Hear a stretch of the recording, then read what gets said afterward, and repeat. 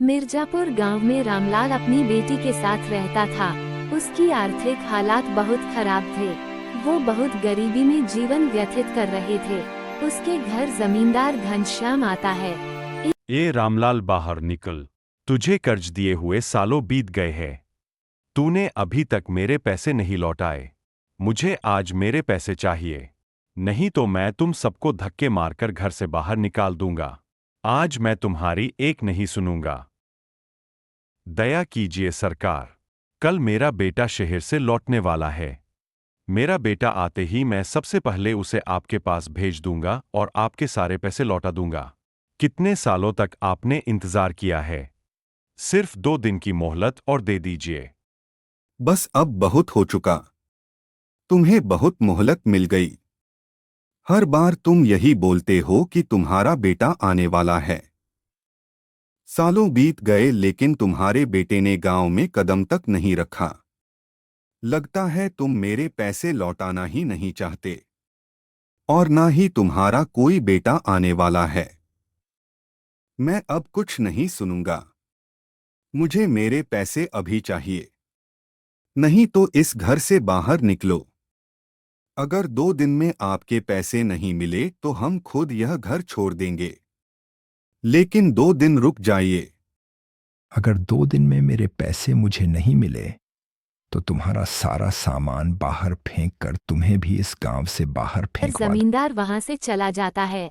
पुष्पा अपने पिताजी से कहती है, भैया 2 दिन में आ जाएंगे ना? अगर इस बार भैया नहीं आए तो जमींदार तो हमें गांव से निकलवा देगा।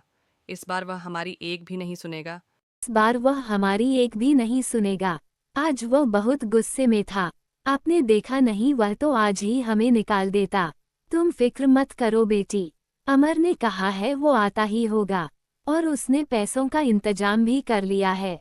वह आते ही मैं जमींदार के सारे पैसे लौटा दूंगा, फिर फिक्र करने की कोई बात नहीं। 2 दिन बीत जाते हैं। 2 दिन के बाद रामलाल के घर एक आदमी आकर बोलता है, अरे रामलाल, गजब हो गया। जिस कारखाने में तुम्हारा बेटा काम करता था उस कारखाने में बहुत भीषण आग लगी थी, जिसमें उस कारखाने में काम करने वाले जितने भी लोग थे सारे के सारे बहुत बुरी तरह से जल गए। और खबर मिली है कि उसमें से कोई नहीं बचा और इस कारखाने में तुम्हारा बेटा भी काम करता है। ये सुनकर रामलाल के ऊपर दुखों का पहाड़ टूट पड़ता है। 2 दिन बाद उनके गांव में एक आदमी सूटकेस लेकर आता है। अरे भाई साहब, जरा सुनिए तो, ये रामलाल का घर कहाँ है? क्या आप मुझे बता सकते हैं तुम कौन हो और कहाँ से आए हो? इस गांव के तो नहीं दिखते। आप तो भी जानते ही होंगे कि रामलाल के बेटे के कारखाने में आग लगने की वजह से मृत्यु हो गई थी। बेचारा दूसरे दिन गांव आने ही वाला था।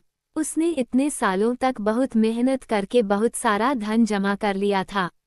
वह सब लेकर घर आने वाला था। उससे पहले ये दुर्घटना हो गई और कारखाने के मालिक ने उनके परिवार वालों के लिए भी पैसे दिए हैं। मैं उसके वही पैसे उसके पिताजी रामलाल जी को देने आया हूँ। ये सुनकर जमींदार के मन में लालच जाग जाता है और वह सोचता है, क्यों ना मैं इसे बोल दूं कि मैं ही रामलाल हूँ और इससे पैसे ले लूं। वैसे भी रामलाल ने मुझे कर्जा लिया है, वो खुद तो मुझे चुकाने से रहा। मैं इसी से ही पैसे ले लेता हूँ, जिससे मुझे कर्ज का पैसा भी मिल जाएगा और मेरा काम भी बन जाएगा। इसके लिए मुझे इसे यहीं से भगा देना होगा, ये रामलाल तक पहुँच ही ना पाए। अरे भाई, मैं ही रामलाल हूँ और जिसकी बात तुम कर रहे हो वह मेरा ही बेटा था।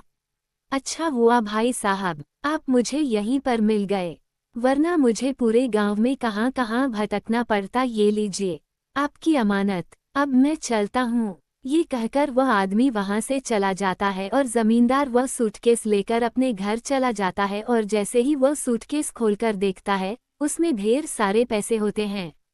जमींदार ये देखकर बहुत खुश हो जाता है। मुझे तो कुछ समझ में नहीं आ रहा, अब हमारा गुजारा कैसे होगा? हम तो पूरी तरह से अमर के भरोसे पर थे, लेकिन पता नहीं ईश्वर यह कैसी परीक्षा ले रहा है। अमर ही तो हमारा सहारा था, भगवान ने उसे भी हमसे छीन लिया। भगवान इतने कठोर दिल कैसे हो सकते हैं? कभी कभी लगता है कि ईश्वर है ही नहीं। अगर होते तो हमारे साथ इतना सब नहीं होता, जबकि हमने किसी का कुछ नहीं बिगाड़ा। पिताजी आप चिंता मत कीजिए, मैं भी काम में आपका हाथ पटाऊंगी। हम कुछ न कुछ करके जमींदार का कर्ज लौटा ही देंगे, आप फिक्र मत कीजिए, नहीं तो आपकी तबीयत और भी खराब हो जाएगी। पुष्पा दूसरों के घर में काम करने और खाना बनाने का काम करने लगती है। इसी तरह से कुछ दिन बीत जाते हैं।